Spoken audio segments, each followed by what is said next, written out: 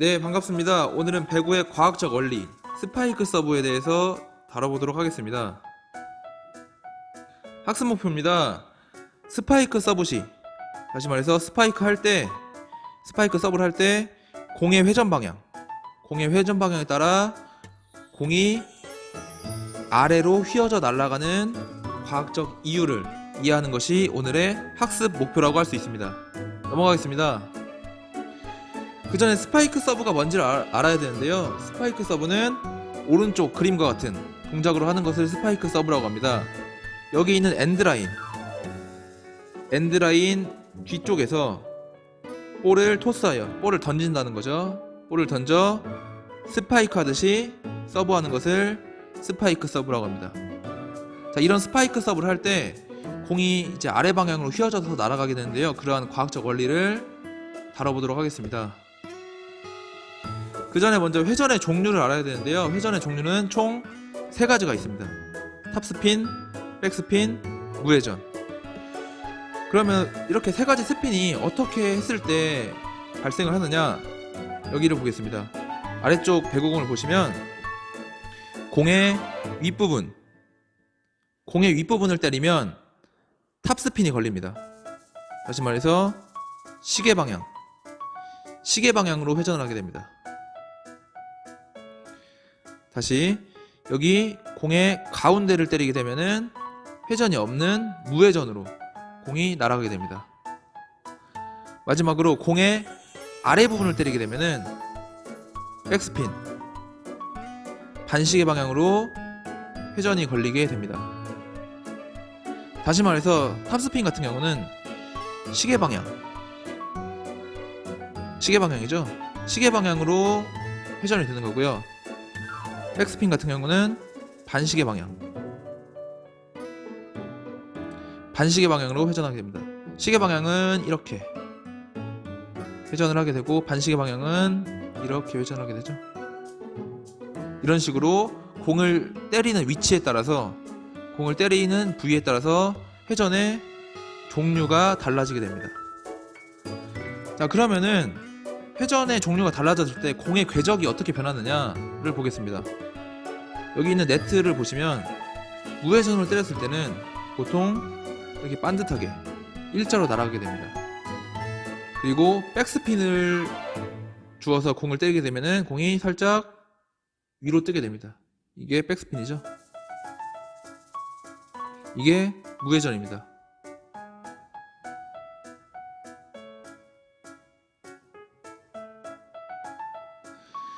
그러면 탑스핀으로 했을 때는 어떻게 되냐? 탑스핀으로 했을 때는 아래 방향으로 휘어져 날아가게 됩니다.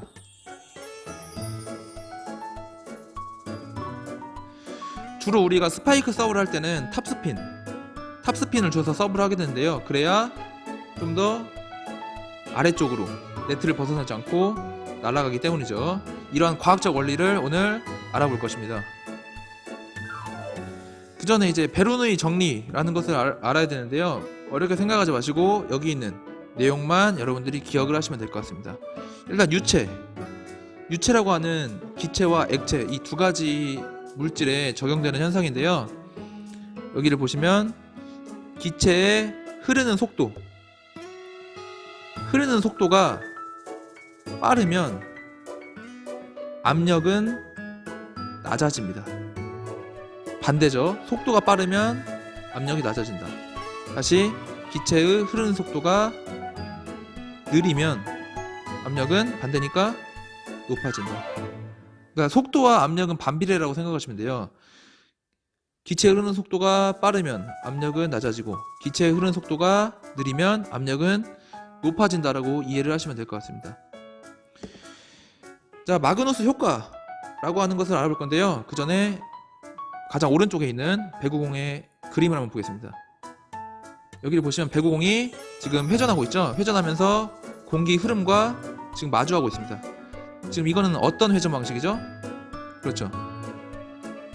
시계 방향으로 도는 탑스핀의 회전 방식입니다. 자, 이런 식으로 탑스핀으로 회전을 발생시켰을 때 배구공에 어떤 과학적 원리가 적용되느냐를 한번 살펴보겠습니다. 공은 날아갈 때 공기 속을 날아가기 때문에 우주가 아니죠. 공기 속을 날아가기 때문에 항상 공기와 부딪히게 되어 있습니다. 그럴 때 어떻게 되냐? 공의 회전 방향과 공기의 흐름이 반대다. 무슨 말이냐? 탑스핀이라고 있기 때문에 우리가 시계 방향으로 회전한다는 것을 여러분들이 알 수가 있죠. 공은 가운데를 기준으로 여기를 위라고 하겠습니다. 여기를 아래라고 하겠습니다. 자, 시계 방향으로 이런 식으로 회전을 하게 되는데, 공의 회전 방향, 이 시계 방향으로 회전할 때 윗부분에서는 공기 흐름과 공의 회전 방향이 서로 어떻죠? 반대입니다. 부딪히게 됩니다. 자, 그럼 아래를 볼까요? 똑같이 공의 회전 방향 시계 방향이죠. 이렇게 시계 방향으로 가고 있는데 공기 흐름과 공의 회전 방향이 서로 어때요? 서로 일치합니다. 자, 그러면 어떻게 되냐? 위쪽을 한번 보겠습니다. 서로 공의 회전 방향과 공기의 흐름이 반대이기 때문에 공기 흐름의 속도는 낮아지게 됩니다. 왜 그러죠? 서로 부딪히게 되죠. 여기서 서로 부딪히게 되기 때문에 공기 흐름의 속도는 낮아지게 됩니다. 반대로 아래쪽을 보시면 서로 공기의 회전 방향과 공기의 흐름이 일치하기 때문에 공기는 좀 더 부드럽게 타고 넘어갈 수 있겠죠. 그렇게 되면은 공기 흐름의 속도는 증가하게 됩니다. 자, 다시 뒤로 한번 넘어가서 기체의 흐르는 속도가 빠르면 압력은 낮고 속도가 느리면 압력은 높습니다. 다시 말해서 속도와 압력은 서로 반대라는 거죠. 다시 앞으로 넘어가겠습니다. 다시 넘어가서 속도가 느리면 압력은 높아집니다.